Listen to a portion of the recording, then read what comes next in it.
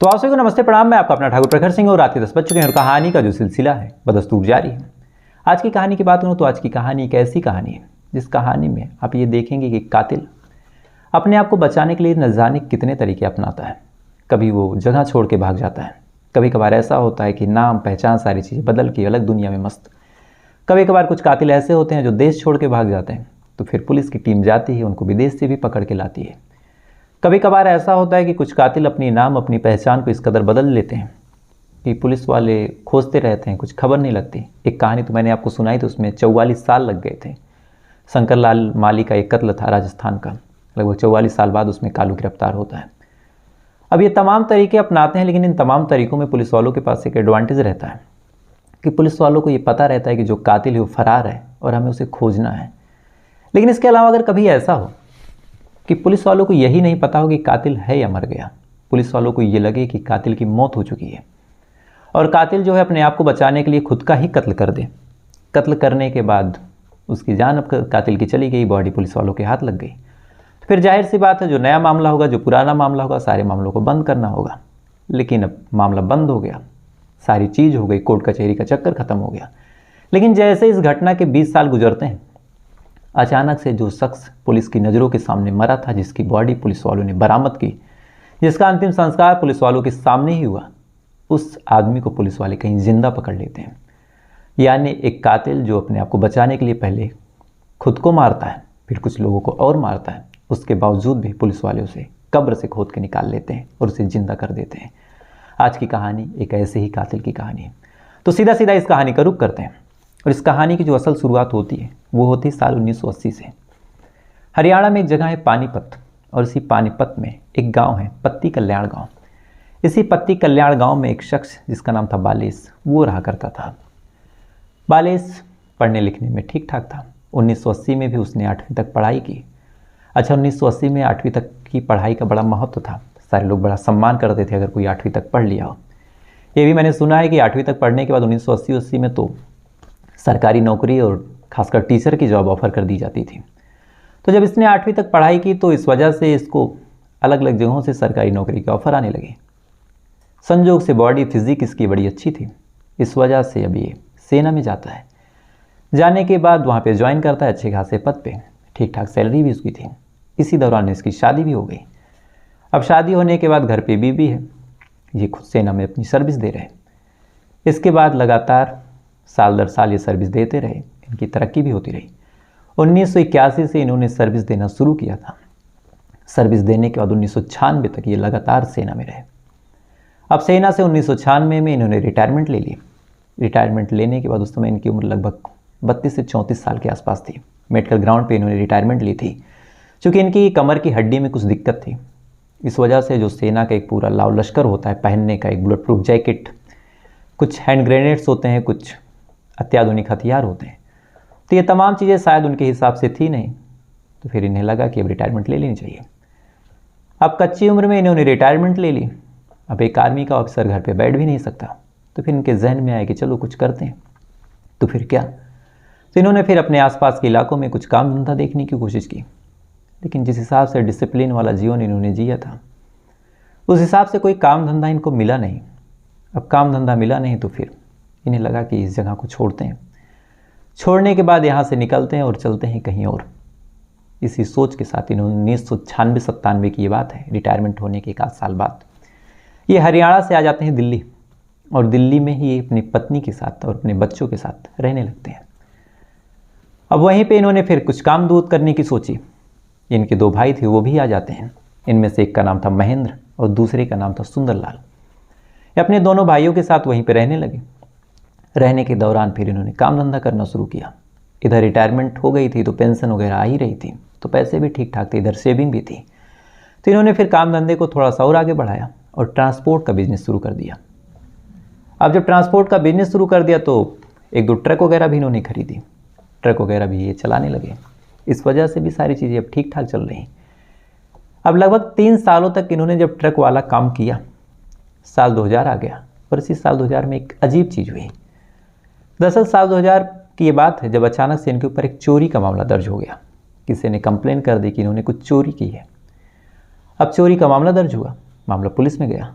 Police वालों ने कहा कि चलो अब जांच पड़ताल करते हैं। अब जब जांच पड़ताल करना शुरू किया तो जांच पड़ताल में संजोग से ये दोषी पाए गए। फौरन इनको गिरफ्तार किया गया। गिरफ्तार करने के बाद फिर कोर्ट में इनकी पेशी हुई। मामला बड़ा नहीं था, जमानत पे छूट गए। छूटने के बाद फिर से अब सामान्य ज़िंदगी जीने लगे। वक्त के साथ साथ अब चीज़ें भी बढ़ने लगी। ट्रांसपोर्ट का बिजनेस भी काफ़ी फल फूल रहा था। साल 2000 में इनके ऊपर चोरी का मुकदमा दर्ज हुआ था। देखते देखते साल 2004 आ जाता है और साल 2004 में अचानक से एक दूसरा मामला इनके ऊपर दर्ज होता है। दरअसल साल 2004 में एक शख्स था जिसके कत्ल का मुकदमा दिल्ली के बवाना इलाके में एक शख्स था जिसका नाम था राजेश उर्फ खुशी लाभ। इनके कत्ल का मुकदमा जो ये बालेश थे और इनके भाई जिनका नाम था सुंदरलाल, इन दोनों के ऊपर दर्ज हो जाता है। अब जैसे ही डेड बॉडी मिली, डेड बॉडी मिलने के बाद पुलिस वालों ने जांच पड़ताल की। पुलिस वालों की जांच पड़ताल में बालेश और सुंदरलाल दोनों दोषी पाए गए। तो दोषी पाए जाने के बाद फिर पुलिस वालों ने सोचा कि चलो अब इनको उठाते हैं, पूछताछ करते हैं। तो जब इन्होंने उठाने और पूछताछ करने की कोशिश की तो उठाने और पूछताछ में जो सुंदरलाल थे वो तो पुलिस वालों के हत्थे चढ़े, लेकिन जो बालेश था वो गायब हो गया। अब बालेश गायब हो गया, इधर बॉडी मिली थी, इधर जो सुंदरलाल था उसने अपने इकबाल जुर्म कर लिया और कहा कि हाँ मैं इन्वॉल्व हूँ और मेरा जो भाई है बालेश वो भी इन्वॉल्व है। अब पुलिस वाले बालेश को खोज रहे हैं। तब तक ये मामला तूल पकड़ चुका था कि एक आदमी ने कत्ल किया, कत्ल करके गायब हो गया। अब मोटिव पूछा जा रहा तो सुंदरलाल के पास कोई मोटिव भी नहीं। सुंदरलाल कह रहा कि मोटिव बालेश के पास था। तो यहाँ से फिर मजबूरी बढ़ी कि बालेश को पकड़ना है। तो फिर पुलिस वालों ने बालेश के बारे में पता करना शुरू किया कि भागा कहाँ होगा। अब इधर जब पता करना शुरू किया, सबसे पहले उसकी बीवी से पूछताछ कि बालेश कहाँ गया होगा। बीवी ने कहा मुझे नहीं पता। अच्छा, उस टाइम तक मोबाइल वगैरह का ज़माना नहीं था कि मोबाइल को सर्विलांस पे लगा दे और लोकेशन निकाल ले। उस हिसाब से तब सड़कों पे कैमरे भी नहीं थे कि वहाँ से कुछ मदद मिल जाए। तो लगातार पुलिस वाले बालेश को खोजते रहे। खोजने के बाद लगातार परेशान होते रहे, कड़ी दर कड़ी जोड़ते रहे, लेकिन जो बालेश था उसका कहीं कुछ पता नहीं चला। वक्त गुजरता रहा, पुलिस वाले खोजते रहे। इधर अब तक ये मामला कोर्ट में पहुंच चुका जो राजेश के कत्ल का मामला था। कोर्ट ने भी पुलिस वालों से जवाब मांगा कि एक कातिल है, दूसरा कहाँ है। पुलिस पे फिर प्रेशर बना। अब पुलिस वालों ने जांच पड़ताल और तेज की, लेकिन इसी बीच राजस्थान के जयपुर से एक खबर आती है। दरअसल राजस्थान के जयपुर से पुलिस वाले जो थे वहाँ के, वो इत्तला करते हैं कि एक ट्रक आई है और ट्रक का जो रजिस्ट्रेशन नंबर है, जो बाकी डिटेल है, उस हिसाब से ऐसा लग रहा है कि ये ट्रक दिल्ली की है। और जो बॉडी मिली है ट्रक के अंदर, जो कि ट्रक में आग लगी थी, उनमें से जो बॉडी और जो डॉक्यूमेंट्स हैं, उन डॉक्यूमेंट्स के हिसाब से भी ऐसा लग रहा है कि दिल्ली का ही रहने वाला कोई है। अब जैसे ही ये खबर दिल्ली आती है, दिल्ली की पुलिस वहाँ पे भागी भागी जाती है। जाने के बाद जब ट्रक के बारे में पता करती है तो पता चलता है ये ट्रक किसी और का नहीं बल्कि बालेश के भाई, जो तीसरे नंबर का भाई था महेंद्र, उसका है। अब जैसे ही ये चीज़ पुलिस वालों को खबर लगी, फ़ौरन अब ये हुआ कि दो बॉडी भी मिली। तो फिर बॉडी की शिनाख्त कैसे हो। तो महेंद्र और बाकी लोगों को जब बुलाया गया बॉडी की शिनाख्त के लिए, तो दो लाशों में से एक लाश को तीन लोगों ने नहीं पहचाना और कहा कि हम नहीं जानते, लेकिन एक दूसरी जो लाश थी उसके पास जो कागज़ मिले, उसके पास जो कपड़े, पहनावा ओढ़ावा, ये तमाम चीज़ें थी। उनको देखने के बाद जो बालेश की बीवी थी वो फूट फूट के रोने लगी। रोने के बाद उसने कहा कि ये मेरे पति बालेश हैं। अब ये चीज़ जैसे पुलिस वाले सुनते हैं, सुनने के बाद अब अजीब कसमोकस में बालेश अचानक से भागा था, कत्ल का मुकदमा उसके ऊपर। और अब कुछ दिनों बाद बालेश की डेड बॉडी मिली है और बॉडी ऐसी मिली है कि ना कोई मर्डर के निशान, ना ही कुछ और। ऐसा लगा कि ट्रक में आग लगी है। लगने के बाद दो लोग मर गए। अच्छा, सवाल ये भी उठा कि पहला तो बालेश था, दूसरा शख्स कौन है। पुलिस वालों ने पता करने की खूब कोशिश की, लेकिन कहीं से भी कुछ भी पता नहीं चला कि ये दूसरा शख्स कौन है। इसके बाद जब कहीं से कोई क्लू नहीं मिला कि दूसरा शख्स कौन है, इधर जो राजेश के मर्डर का मुकदमा था वो लगातार चल रहा था। तो कोर्ट में जब फाइनल चार्जशीट लगानी थी, फाइनल अपना सबमिशन देना था, जो पीपी थे उनको अपनी फाइनल हियरिंग देनी थी, तो उन्होंने कहा कि इस कत्ल में सबसे ज़्यादा जो इन्वॉल्वेंस था वो बालेश का था, जो कि उसी के पास मोटिव था, जो मोटिव शायद अब किसी को नहीं पता। उसी के पास सारी चीज़ें थी, उसी ने कत्ल किया और वो खुद भी एक एक्सीडेंट में मारा गया और उसकी डेड बॉडी मिल गई है। कोर्ट ने भी जब ये बात सुनी, सारे सबूत देखे, कोर्ट को भी लगा कि चलो ठीक है, बॉडी मिल गई। तो एक मरे आदमी के ऊपर सारे कत्ल का इल्ज़ाम डाल के उसी के खिलाफ फैसला करके सारी चीज़ें रफा दफा कर दी गई। इधर जो बालेश की बॉडी मिली थी उसको परिवार वालों के हवाले कर दिया, परिवार वालों ने उसका अंतिम संस्कार कर दिया और साल 2004 में ये पूरा मामला रफा दफा हो गया। अब साल 2004 बीत गया, 10 बीत गया, 20 बीत गया। अब आ जाते हैं साल 2023 में। साल 2023 में दिल्ली में एक जगह है नजफगढ़। इसी नजफगढ़ में एक शख्स रहा करता था जिसका नाम था अमन सिंह। अमन सिंह पेशे से प्रॉपर्टी डीलिंग का काम करते थे। प्रॉपर्टी डीलिंग की वजह से इन्होंने अच्छे खासे पैसे कमाए थे, अच्छा खासा नाम कमाया था, अच्छा खासा रुतबा कमाया था। इस वजह से पूरे इलाके में इनका नाम था, सारे लोग सम्मान करते थे। लगभग 20-25 साल से इसी नजफगढ़ के इलाके में रहा करते थे, इसलिए वहाँ के जितने लोकल लोग थे, जितने रेजिडेंट्स थे, सारे लोग पहचानते भी थे। अमन अपने काम पे जाने के बाद वापस आते, न किसी से ज़्यादा मतलब, न ज़्यादा किसी से कुछ, काम से काम रखते। लेकिन अभी पिछले सोमवार की बात है, जो सोमवार अभी गुजरा ये, इसी सोमवार को जो अमन सिंह थे, अचानक से उनके घर पे पुलिस वाले आते हैं। पुलिस वाले आते हैं, आने के बाद अमन सिंह को देखते हैं। पुलिस वालों की जो ड्रेसिंग थी बिल्कुल सिविल ड्रेस, लेकिन पहनावे से, ओढ़ावे से, जो गाड़ी थी उस हिसाब से ऐसा लग रहा था कि ये सारे लोग पुलिस के आदमी हैं। अमन सिंह के सामने पुलिस वाले खड़े हुए। खड़े होने के बाद अमन सिंह को अब घूर रहे हैं, साथ ही उनके हाथ में कुछ कागज़ हैं, उन कागज़ को देख रहे हैं। कभी अमन को देख रहे हैं, कभी उन कागज़ को देख रहे हैं, कभी कागज़ से कुछ बात करने की, कुछ समझने की कोशिश करते हैं, फिर आपस में डिस्कस करते हैं और अमन को बस घूर रहे हैं। लगभग 10 मिनट तक ये सिलसिला चला। अचानक से एक शख्स बोल पड़ता है, बालिश। अब ये नाम जैसे ही अमन के कानों में पड़ा, अमन एकदम से सफ़ेद पड़ जाता है। अचानक से फिर दूसरा आदमी बोलता है कि तुम दिल्ली में ही पहले रहते थे ना, और तुम आर्मी के ऑफिसर हो ना। अब ये चीज़ जैसे ही फिर सुनता है, चेहरे की उसकी हवाइयाँ उड़ जाती है, उसके मुंह से एक शब्द नहीं निकलता। अब इधर ये सवाल जवाब जो पुलिस वाले कर रहे हैं, उधर अमन सारे जवाबों को चुपचाप सुन रहा है, कोई जवाब दे नहीं रहा। लेकिन आसपास के जितने लोग थे वो कंफ्यूज थे, क्योंकि एक आदमी जो 20-25 सालों से यहीं रह रहा हो, एक आदमी जिसकी नाम, जिसकी पहचान, जिसकी सारी चीज़ें अमन सिंह नाम पे हो, जिसका ड्राइविंग लाइसेंस अमन नाम पे हो, जिसका आधार कार्ड अमन नाम पे हो, सारे लोग अमन नाम जान रहे, तो फिर ये बिलास नाम से उसका क्या संबंध है, बालिश नाम से। अब ये सवाल लोगों के जहन में भी कौंध रहा। इधर कुछ लोग और थे, वो भी परेशान थे। लेकिन इससे पहले कि कोई कुछ जवाब पाता, कोई कुछ समझ पाता, पुलिस वाले उस अमन सिंह को कहते हैं कि बालिश, अब तुम्हारा खेल ख़त्म हुआ, तुमको हमारे साथ चलना होगा। इतना कहने के बाद पुलिस वाले उस शख्स को अपने साथ लेते हैं। लेने के बाद गाड़ी में बैठाते हैं। बैठाने के बाद वहाँ से 9-11 हो जाते हैं। 11 होने के बाद फिर आते हैं थाने। अमन सिंह को उतारते हैं, उसके बाद कहते हैं कि चलो, काफ़ी चूहे बिल्ली का खेल हुआ, अब कुछ असल काम करते हैं। अमन सिंह बड़ो खामोशी के साथ थाने के अंदर आता है। आने के बाद एक कुर्सी दी जाती है, उस पर बैठता है। बैठने के बाद फिर पुलिस वाले पूछते हैं और कहते हैं कि काफ़ी वक्त गुजर गया और उम्मीद है कि अब शायद तुम कोऑपरेट करोगे और पूरी कहानी बता दोगे।